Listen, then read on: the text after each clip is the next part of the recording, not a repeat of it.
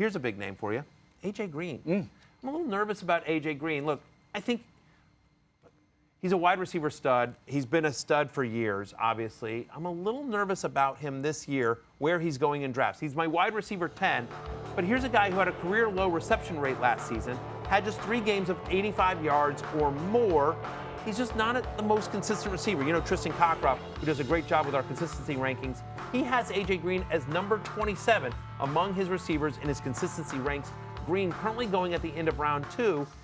At the end of round 2, for me, I'd much rather a running back there or some of the other guys. Again, I'm at wide receiver 10. He's going at wide receiver 7. Give me somebody like Devontae Adams or Devontae Freeman, 2 guys who have lower ADPs than A.J. Green, who I think have higher floors. And you know how I talk about in those first 2 rounds, you want guys with high floors. I'm not a huge Andy Dalton believer. I'm nervous. I think they're going to be more run-heavy this year. Joe Mixon is the guy that seems to be interesting in Cincinnati. How about another big name? Here's another big name, Jimmy Graham. Ooh, yeah, big name. You've heard of him. Yeah. Yeah, currently going as tight end 5 right now. He's going in the 6th round. A little bit too rich for my blood, candidly. Last year, he led the NFL in red zone targets. He played all 16 games. Still didn't finish as a top 5 fantasy tight end. And even with Aaron Rodgers, I know everyone's like, oh, well, he's playing with Aaron Rodgers. Well, this is what they said about Martellus Bennett last year. This is what they said about Jared Cook 2 years ago. Yep. The fact of the matter is, no Packer has finished as a top 10 fantasy tight end since Jermichael Finley in 2011.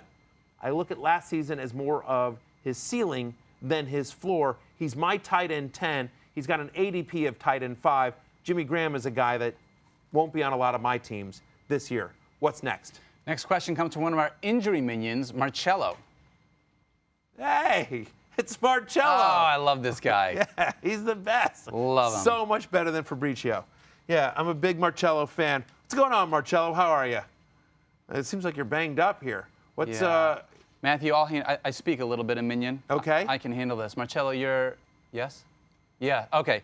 He's asking if there are any players this year that you're worried about that are injury prone that you're just going to stay away from in drafts. Oh, sure. There's quite a few, actually. Well. No? Can't think of any? Actually.